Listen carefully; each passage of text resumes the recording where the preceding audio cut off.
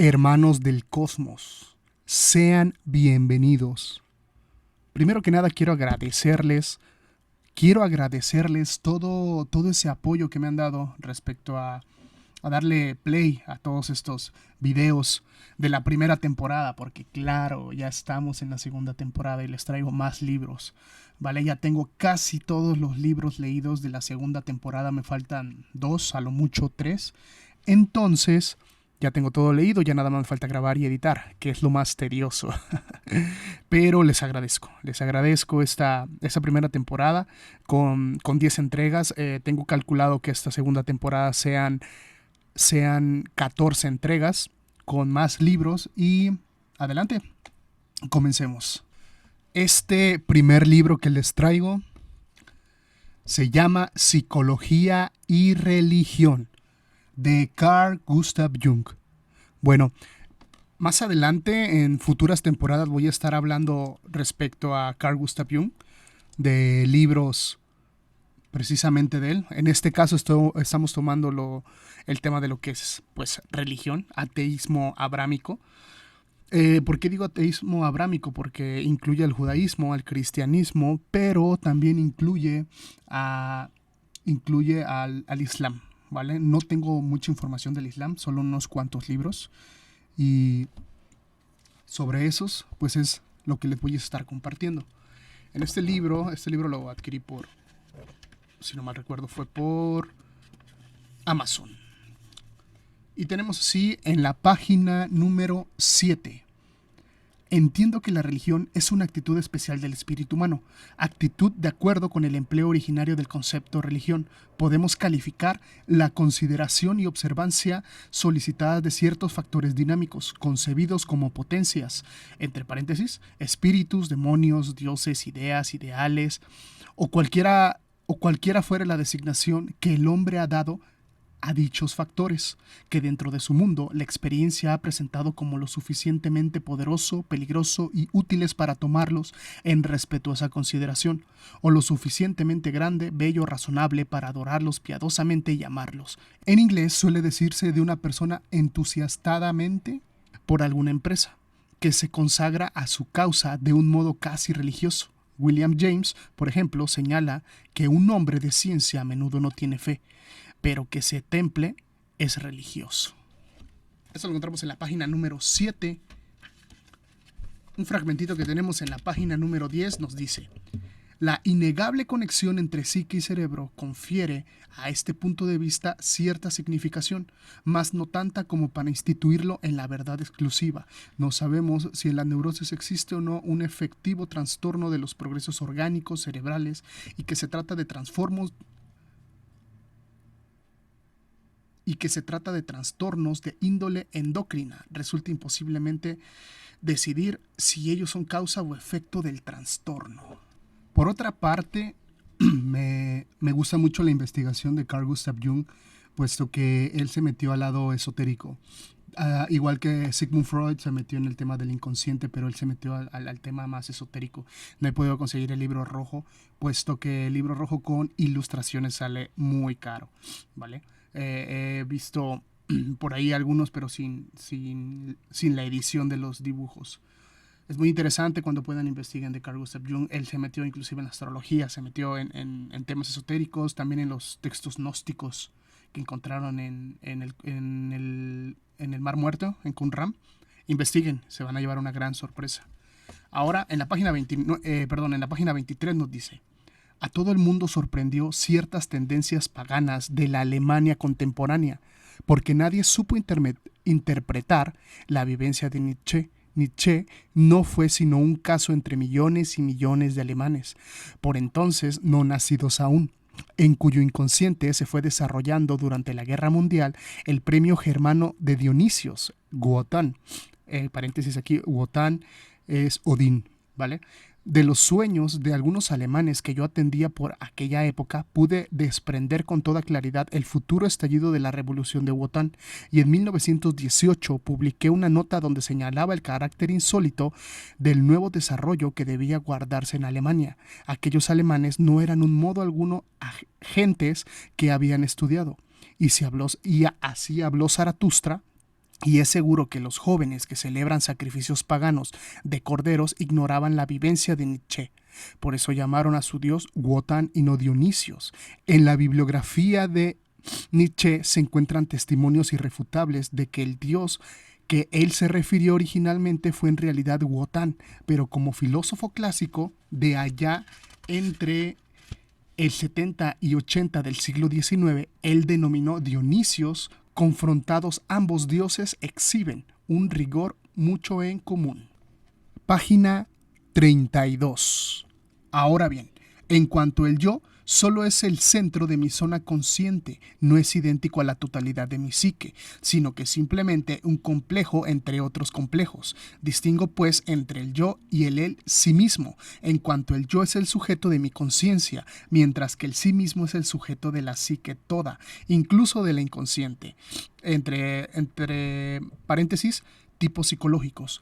Los procesos inconscientes se hallan con la conciencia de una relación compensadora, porque lo consciente y lo inconsciente no han de formar necesariamente un contraste el uno con el otro, sino que completan mutuamente hasta un total de que el sí mismo, con riesgo de esa definición, en sí mismo constituye un factor que engloba al yo inconsciente. Creo hay broncas con la traducción de este librillo. En la página 50 y 51 nos dice: las principales figuras simbólicas de una religión son siempre la expresión de las especiales actitudes morales y espirituales que le son inherentes. Cito, por ejemplo, la cruz y sus diferentes significados religiosos. Otro símbolo principal lo constituye la Trinidad. Posee carácter exclusivamente masculino. Sin embargo, el inconsciente lo transforma en una cuaternidad que es a la vez unidad. Así como las tres personas de la Trinidad son uno y el mismo Dios. Los antiguos filósofos de la naturaleza representaron la Trinidad en cuanto estaba imaginata y natura, entre paréntesis, representada en la naturaleza, como las tres asómata o espíritus o volatilia, a saber, el agua, el aire y el fuego.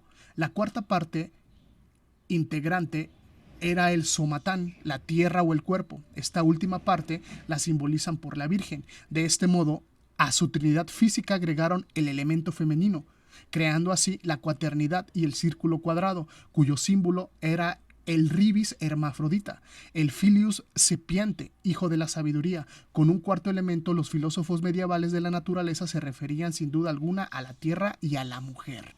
Página 65.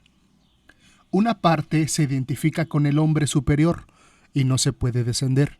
En tanto la otra, identificada con el hombre inferior, desea asomar a la superficie. Tales problemas nunca se solucionan mediante legislación y artimañas, solo puede resolverse mediante un cambio universal de actitud, y este cambio no se comprende con propaganda o mítines de masas, o menos aún con la fuerza. Se inicia con la transformación interior del individuo, producirá sus efectos en forma de una alteración de las inclinaciones y las antipatías personales, de su concepción de la vida y de sus valores, y solo el acopio de estos cambios individuales traerá solución colectiva. Y por último, en la página 84 nos dice: entiendo pues por arquetipo una propiedad o condición estructural propia de la psique que a algunos modos se vincula con el cerebro. A la luz de semejantes paralelos históricos, el mandala simboliza al ser divino que está dormido en el momento en que se hallaba escondido en el cuerpo y ahora está extraído y revivificado, o el recipiente o lugar donde ocurre la transfiguración del hombre en ser divino. Disculpen mi lectura. He tenido broncas desde hace mucho tiempo con eso. Bueno, pues esto es un poquito de Carl Gustav Jung respecto a lo que son las religiones. De este buen libro, se los recomiendo bastante. Y continuamos. El siguiente libro es de Nietzsche, El Anticristo, editorial EMU. Buen libro, me encontré mucha buena información. Miren, antes del prólogo viene... Déjenme ver. No, sí, es un prólogo. Denme un segundo. Es un prólogo, pero viene como marco histórico. Nos dice en la página 10. Durante el Tercer Reich, Hitler impuso la lectura dogmática de Nietzsche y especialmente de Así hablaba Zaratustra, para convencer a los germanos de que ellos eran esa raza superior de hombres libres de la carga histórica. La fuerza filosófica de Nietzsche, combinada con el nacionalismo exacerbado contra los grupos semitas, hicieron que los ideólogos e historiógrafos nazis inventaran líneas genealógicas entre ellos y aquellos arios grupos étnicos del Indostán que emigraron hasta instalarse en Grecia y que dieron origen al pueblo griego. No más para que watchen. O bueno, más que nada para que escuchen. En el capítulo 13, en la página 22, nos dice: el hombre de ciencia era tenido como la peor clase del ser humano, porque era el que cuestionaba, el que quería comprobar científicamente las cosas y no basarlas en la fe religiosa. Contra nosotros teníamos todo ese sentido negativo de la humanidad. Su concepto de lo que debe de ser verdadero y cuál debe ser el papel de la verdad había sido dictado por la religión. La exigencia expresada en el tú debes como obligación moral era lanzada contra nosotros cruelmente. En el capítulo 21, estamos en la página 29, nos dice: el budismo no es como otras religiones, en donde la perfección es la meta final. El budismo, si bien aspira a alcanzar la perfección, ella no es simplemente una meta por lograr, un objetivo al final del camino. Es un estado normal de vida. A través de la oración, el cristiano se siente constantemente unido a un ser poderoso llamado Dios, y lo considera como el ser superior por excelencia, por tanto, inaccesible, inalcanzable, y se admite a la posibilidad de dirigirse a este Dios, de sentirse unido con él. Es por gracia y donación divina. La falta transparencia al cristianismo, salir de su escondite oscuro y renunciar y seguir disfrazado a la realidad. El cristiano es confuso, difícil de comprender. En esta religión, el cuerpo es despreciado, la carne es signo de pecado, la higiene del cuerpo es considerada obscena, ya que estimula el placer de los sentidos. La Iglesia toma precauciones contra la higiene sensual, entre paréntesis, la primera medida después de la expulsión de los moros en España, especialmente en Andalucía, fue la de clausurar los baños públicos, de los cuales habían unos 270 solo en Córdoba. Ser cristiano significa tener una capacidad innata de ser cruel consigo mismo y con los demás, un odio contra los que piensan distinto y no creen en su Dios, un deseo rabioso por seguir a todo el que se oponga a su fe. No todos, claro, no todos los cristianos, pero sí me he encontrado varios así. Y me brinqué uno. Este era antes, en el capítulo 20, página 27, nos dice: existe sin embargo una notable diferencia entre ambas. Y si esta comparación es posible, es justamente gracias a los maestros de la India. El budismo es 100 veces más realista que el cristianismo. Es propio de ella enfrentarse ante los problemas de un modo objetivo y muy realista.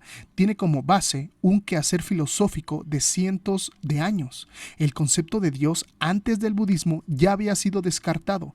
La historia nos muestra que el budismo es la única religión que verdaderamente da importancia a la experiencia sensible, incluso a la hora de conocer la realidad. Esta tiene mucho que decir. El budismo no dice como el cristianismo, lucha contra el pecado, cree en el pecado, sino reconociendo y observando la realidad. Dice, lucha contra el sufrimiento, una profunda diferencia con el cristianismo. Deja al lado los valores morales y no se engañan a sí misma con esa clase de ideas que están en la imaginación del cristiano. Capítulo 32, página 43. El supuesto de no tomar ninguna palabra al pie de la letra era la condición indispensable para el cristianismo. Solo así le era posible hablar de todo en general. Al mismo tiempo, poder evadir cualquier explicación lógica y racional. Todo tenía una explicación sobrenatural. Todo estaba en metáforas, en imágenes que no podían interpretarse textualmente. Estos señores podrían haber tomado de entre los indios las ideas del Sakya, entre los chinos las de Lao Tse, y no se encontraría ninguna diferencia. Nos vamos a la página, es el capítulo 34, pero aquí estamos en la página número 46. ¿Qué nos dice la página 46? El Dios cristiano es Dios Trinidad. Este término es tardío, ya que fue elaborado por la Iglesia, y lo característico de este Dios cristiano son sus tres personas en una. Es evidente, pues, que esta es una intervención de la Iglesia para llenarnos la cabeza de ideas incomprensibles. Ni siquiera en el pueblo judío hay una idea del Dios como esta, pues ellos creían en un solo Dios.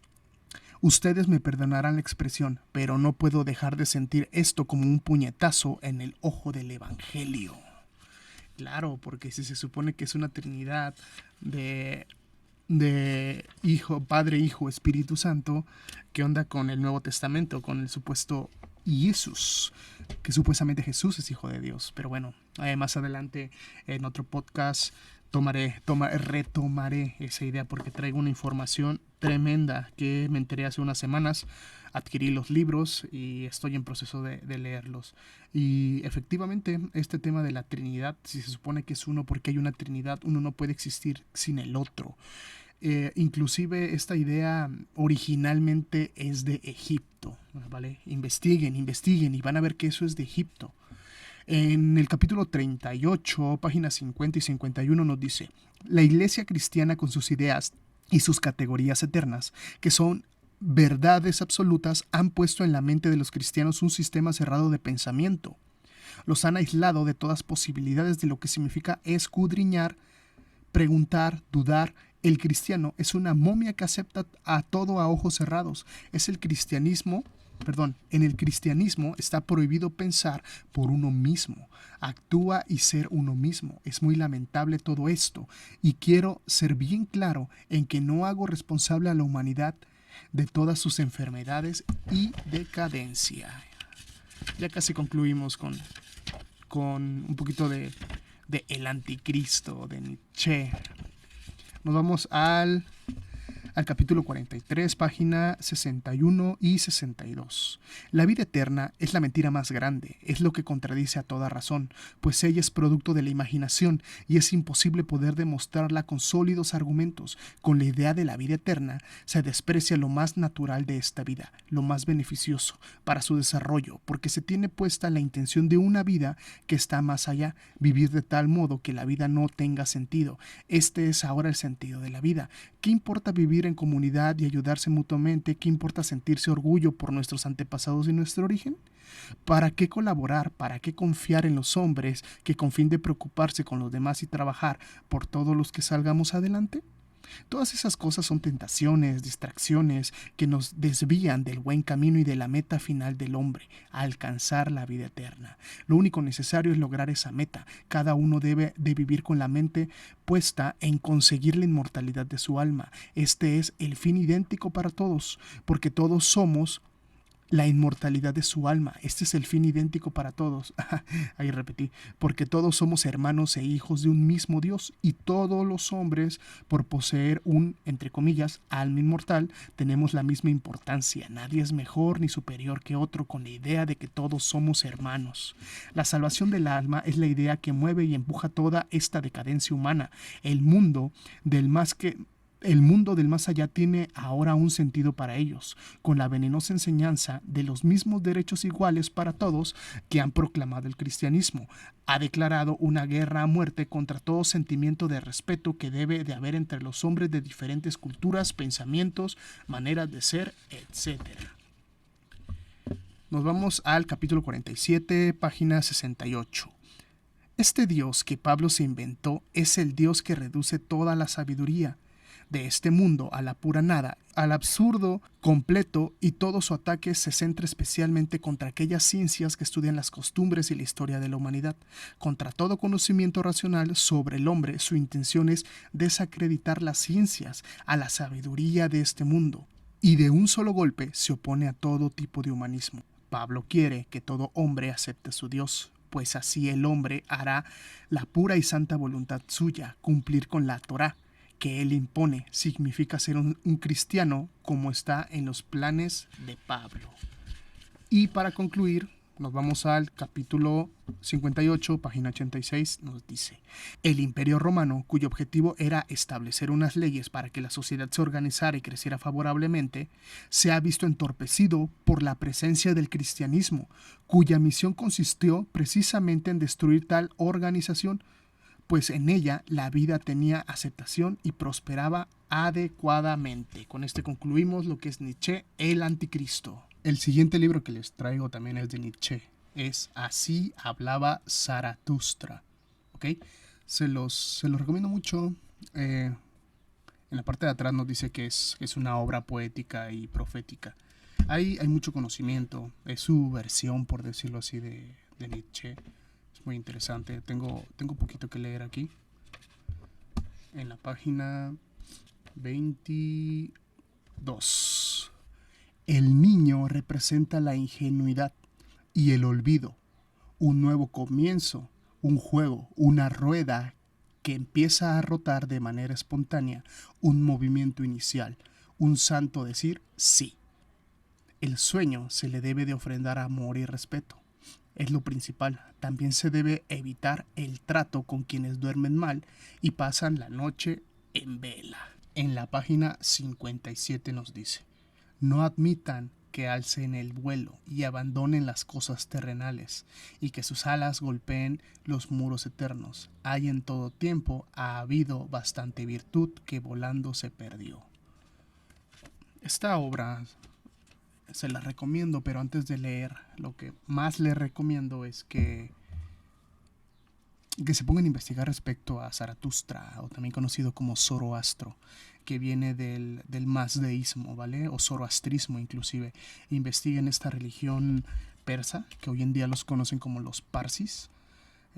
Aún sigue. Investiguen, porque los judíos bebieron bastante al momento en que los persas liberan a los hebreos de Ur de Caldea, al sur de Babilonia, y adoptan varias cosas. Entre ellos adoptan lo que es la angeología y la demoniología, ¿vale? De ahí lo toman. Entonces les recomiendo que investiguen acerca del zoroastrismo, del mazdeísmo, Zoroastro, Zaratustra, y también del mitraísmo, que es esta religión en donde se adoraba a Mitra, y de ahí también se le puso muchas características solares a Jesús el Cristo. Chéquenlo bien. Este otro libro que les traigo, pues no lo tenía en mente y vi que lo vendía ahora sí que mi dealer de libros, y le dije: oye, yo lo quiero, pero ya me lo habían ganado, y el chiste es que le quedó mal a la persona que se lo iba a adquirir y ya no lo vendió, ¿vale? Entonces, muy bueno este libro. Yo ni siquiera sabía que existía. Igual es de Sigmund Freud, y es Moisés y la religión monoteísta y otros ensayos sobre judaísmo y antisemitismo, del editorial Raíces. Muy buena toda la información que encontré aquí. Aquí sí me voy a explayar un poquito más. Y nos vamos a la página 9, que nos dice: en cambio, desde hace mucho tiempo y por diversos conductos se ha expresado la presunción de que el nombre Moisés procede del léxico egipcio. En lugar de mencionar a todos los autores que han manifestado este sentido, citaré la traducción del pasaje correspondiente de un nuevo libro de J.H. Bristed, autor a cuya historia de Egipto en 1906 se condense la mayor autoridad, y dice: es notable que su nombre Moisés sea egipcio.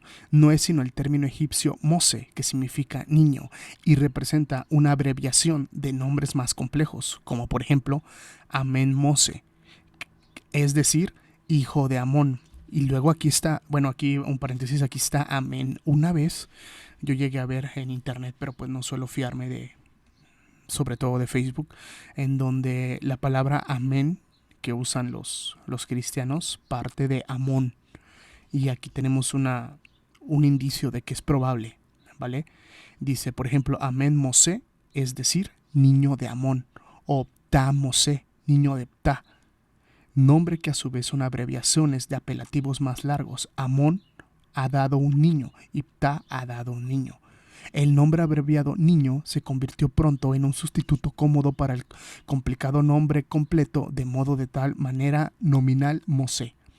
Se encuentra con cierta frecuencia en los monumentos egipcios. El padre de Moisés seguramente había dado a su hijo un nombre completo con Ta o Amón, o en el curso de la vida diría el patronímico divino cayó gradualmente al olvido hasta que el niño fue llamado simplemente Mose. La S al final procede de la traducción griega del Antiguo Testamento. Tampoco ella pertenece a la lengua hebrea. Desde el nombre se escribe Mose, pero trae una H. En Mos, H-E-H. Así es como se escribe. En la página 13 nos dice: el más antiguo de los personajes históricos a quienes se vinculó este mito natal es Sargón de Agade, el fundador de Babilonia, circa 2800 antes de Jesús el Cristo. Para nuestros fines interesa particularmente reproducir aquí la narración atribuida al propio monarca. Sargón, el poderoso rey, el rey de Agade, soy yo. Mi madre fue una vestal.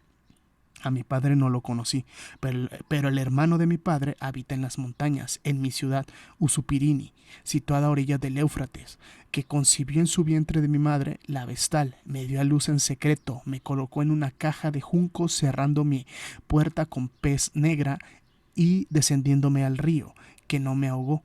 La corriente me llevó hacia aquí. Aquí se escribe con A-K-I. El aguatero aquí. El aguatero, con la bondad de su corazón, que me levantó de las aguas. Aquí, el aguatero, como hijo propio me crió. Aquí, el aguatero, me confió el cuidado de su jardín. Trabajando como jardinero, Ishtar se enamoró de mí, llegué a ser rey y durante 45 años ejercí mi reinado. Este mito de Sargón, bueno, yo lo conozco como el mito de Sargón de Akkad, tiene otro paralelismo aquí en México, con aquí en Tepoztlán, con Tepoztecatl, ¿vale? Ese inicio de que nace de una virgen, lo dejan bueno, aquí en este caso lo dejan en un arroyo. Es inquietante eso porque pareciera que es el inconsciente colectivo. Ahora nos vamos a la página 29, 30 y 31. Iré saltando algunas cosas. Dice: Amenhotep jamás renegó su adhesión al culto solar de On. En los dos himnos de Atón que nos han transmitido las inscripciones funerarias de que quizá fueran compuestos por el mismo rey, ensalza al sol como creador, conservador de toda vida, dentro y fuera de Egipto, por fervor tal que solo tiene paragón, muchos siglos más tarde, en los salmos del honor del dios judío Yahvé. Pero Amenhotep no se conformó con participar tan sorprendentemente en los conocimientos científicos sobre el efecto de las radiaciones solares, pues sin duda dio un paso más, no adorando al sol tan solo como un objeto material, sino como símbolo de un ente divino cuya energía se manifiesta en sus radiaciones. En uno de los himnos lo dice explícitamente: oh tú, Dios único, no hay otro Dios sino tú. Además, recordemos que para apreciar la nueva doctrina no basta conocer su contenido positivo, pues casi igual importancia tiene su faz negativa, el conocimiento de lo que lo condena. También sería erróneo aceptar que la nueva religión surgió de pronto a la vida, completa y con todas sus armas, como Palas Atenea de la cabeza de Zeus. Todo indica más bien se fortaleció gradualmente durante el reinado de Amenhotep, adquiriendo cada vez mayor claridad, consecuencia, rigidez e intolerancia. Probablemente esta evolución se lleva a cabo bajo la influencia de la violenta hostilidad de los sacerdotes de Amón opusieron a la reforma del rey. En el 6º año de su reinado, la enemistad había llegado a tal punto que el rey modificó su nombre, pues en parte del mismo era el proscrito nombre divino Amón. En lugar de Amenhotep se llamó Ignatón. Paréntesis, yo también lo he escuchado y lo he leído como Akenatón. Continuó, pero no solo extinguió el nombre del odiado dios en su propio gentilicio, sino también en todas las inscripciones, incluso donde aparecía formado parte el nombre de su padre, Amenhotep III. Poco después de repudiar su nombre, Ignatón abandonó Tebas, dominada por Amón, y se construyó río abajo una nueva residencia que denominó Akenatón, horizonte de Atón. Sus ruinas se llaman hoy Tele Amarna. Los motivos que hemos colegido En el éxodo de los judíos también explican la práctica de la circuncisión. Sabemos cómo reaccionan los hombres, tanto los pueblos como los individuos, frente a esta antiquísima costumbre, apenas comprendida en la actualidad. Quienes no la practican la consideran sumamente extraña y le tienen cierto horror. Los otros, en cambio, los que adoptaron la circuncisión, están orgullosos de ella, se sienten elevados, como ennoblecidos, y consideran despectivamente a los demás que se les parecen impuros. Aún hoy, el turco insulta al cristiano llamándolo incircunciso. Es concebible que Moisés, a su vez circunciso por ser egipcio, también compartía esta posición. Los judíos con quienes se disponía a dejar la patria debían ser para él sustitutos perfeccionados de los egipcios que dejaba atrás. En ningún caso podían ser inferiores a estos. Quiso hacer ellos un pueblo sagrado, como dice expresamente el texto bíblico, y para indicar tal consagración también estableció entre ellos esa costumbre que cuando menos los equiparaba con los egipcios. Además, hubo de resultarle conveniente al que esta característica aislara a los judíos, impidiéndose mezclarse con los pueblos extraños que encontrarían en su migración, tal como los mismos egipcios se habían discernido en todos los extranjeros. Pero la tradición judía adoptó más tarde una actitud tal como la que oprimiera el razonamiento que acabamos de desarrollar. Concede que la circuncisión era una costumbre egipcia introducida por Moisés.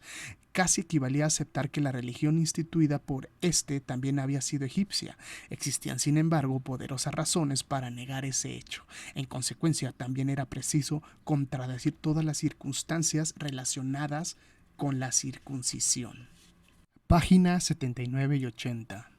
Bajo la influencia que ejercen los sacerdotes del dios solar en On, entre paréntesis, Heliópolis, reforzada quizá por incitaciones asiáticas, surge la idea de un dios universal, Atón, que ya no está restringido a determinado pueblo o país, como el joven Amenhotep IV, que más tarde adoptaría el nombre de Akenatón. Igual el trono, un faraón cuyo supremo interés es el de propagar esta idea teológica, instituye la religión de Atón como doctrina de Estado, y por su intermedio de Dios universal se convierte en el Dios único. Todo lo que se cuenta de otros dioses es falacia y mentira. Con grandiosa implacabilidad resiste a todas las tentaciones del pensamiento mágico y rechaza la ilusión de una vida ultraterrena, tan cara precisamente a los egipcios. El siguiente libro que les traigo es El malestar en la cultura, nuevamente de Sigmund Freud. Este libro tiene un amplio, llamarlo así, introducción. No se los diré todo, solamente les diré algunas cositas de la intro para después entrar en materia. Este libro lo compré en Gandhi, ya tiene su tiempecito, como unos 2 años. Y nos vamos con la página 28, donde nos dice: el paso decisivo para el origen del superyo tendría lugar hacia el final del primer periodo de la infancia, en torno a los 5 años, porque es entonces cuando ocurre un importante cambio y una importante alteración. El infante renuncia a un fragmento del mundo exterior en tanto objeto, para pasar a identificarse con él, a acogerlo con el interior del yo, incorporándolo en adelante como ingrediente de su mundo interior. La institución del superyo es un caso de identificación con la instancia parental. Ya que no te puedo tener, seré como tú. Por eso decimos que el superyo, el heredero del complejo de Edipo, porque solo se establece la tercera instancia psíquica tras la liquidación y tramitación de este. Vámonos a la página 62 y 63. Dice: prosiguiendo nuestra reflexión, hemos de decirnos que este sentimiento yoico del adulto no puede haber sido el mismo desde el principio, sino que debe de haber sufrido una evolución, imposible de demostrar, naturalmente, pero susceptible de ser reconstruida con cierto grado de probabilidad. El lactante aún no discierne su yo de un mundo exterior como fuente de las sensaciones que le llegan. Si cabe aceptar que este sentido yoico primario subsistiese en mayor o menor grado en la vida anímica de muchos seres humanos, debe considerársele como una especie de contraposición del sentimiento yoico del adulto, cuyos límites son más precisos y restringidos. De esta suerte, los contenidos ideativos que le corresponden serían precisamente los de la infinitud y de comunión con el todo, los mismos que mi amigo emplea para ejemplificar el sentimiento oceánico. En la página 75 nos dice, también las religiones de la humanidad deben ser consideradas como semejantes delirios colectivos. Desde luego, ninguno de los que comparten el delirio pueden reconocerlos jamás como tal. Me brinqué una página que era la 67 que nos dice, puedo imaginarme que el sentimiento oceánico haya venido a relacionarse ulteriormente con la religión, pues este ser uno con el todo, implícito en su contenido ideativo, nos seduce como una primera tentativa de consolidación religiosa, como otro camino para refutar el peligro que el yo reconoce, amenazante en un mundo exterior. Confieso una vez más que me resulta muy difícil operar con estas magnitudes tan inteligibles. En la página 77 nos dice, la religión viene a perturbar este libre juego de elección y adaptación al imponer a todos por igual su camino único para alcanzar la felicidad y evitar el sufrimiento. Su técnica consiste en reducir el valor de la vida y en deformar delirantemente la imagen del mundo real, medidas que tiene por condición previa la intimidación de la inteligencia y este precio, imponiéndolo por la fuerza, al hombre la fijación de un infantilismo psíquico y haciéndolo participar de un delirio colectivo. La religión logra evitar a muchos seres la caída de neurosis individual, pero no alcanza nada más. Como ya sabemos, hay muchos caminos que pueden llevar a la felicidad, en la media en la que es accesible al hombre, más ninguno que permita alcanzarla con felicidad. Y para concluir, en la página 125 y 126 nos dice, las religiones, por lo menos, jamás han dejado de reconocer la importancia del sentimiento de culpabilidad para la cultura, denominándolo, entre comillas, pecado, y pretendiendo liberar de él a la humanidad, aspecto este que omití considerar en cierta ocasión el cambio de otra obra.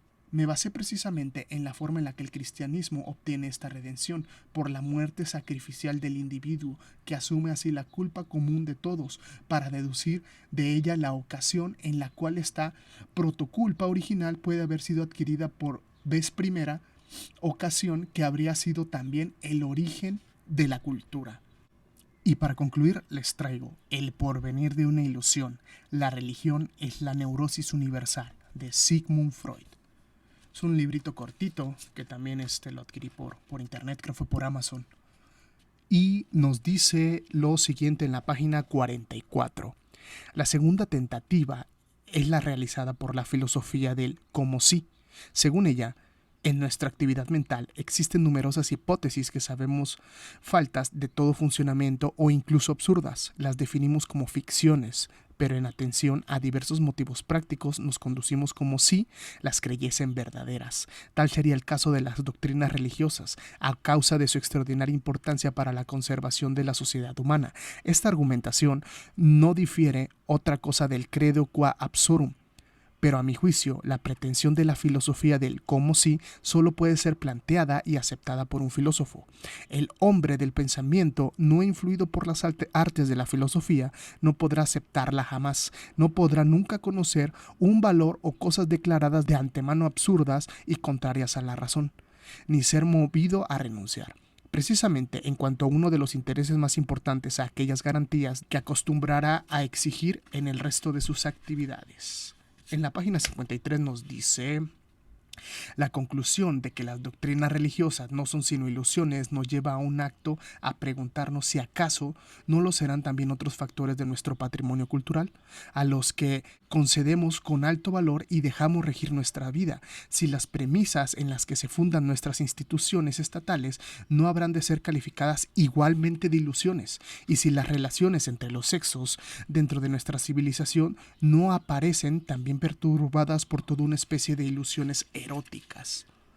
Y para concluir, en la página 81 y 82 nos dice, un psicólogo que no se engaña a sí mismo sobre la inmensa dificultad de adaptarse tolerablemente a este mundo se esfuerza en llegar a un juicio sobre la evolución de la humanidad apoyándose en los conocimientos adquiridos en el estudio de los procesos anímicos del individuo durante el desarrollo desde la infancia a la edad adulta.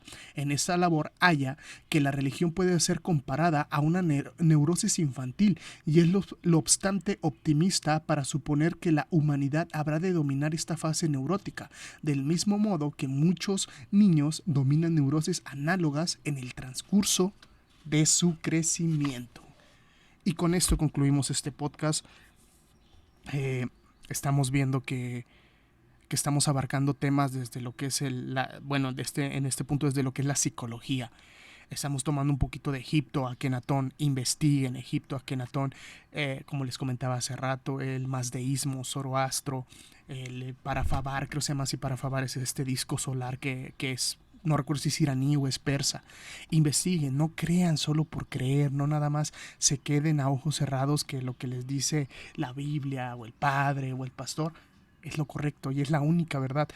Si van a creer algo, especialmente en este caso de estas religiones abrámicas, váyanse a sus libros, váyanse a la Torá, váyanse al Corán, váyanse a la Biblia y vean. Ahí se van a desmentir tantas cosas, se van a quitar tantas vendas de sus ojos. Investiguen, hay muchos puntos. Los siguientes videos el siguiente podcast que haré tiene que ver con estos temas y se está acercando ya unos libros muy, muy inquietantes, porque sí trae información muy, muy precisa, muy puntual. Así que estén al pendiente y les mando un abrazo. Que estén muy bien. Cuídense.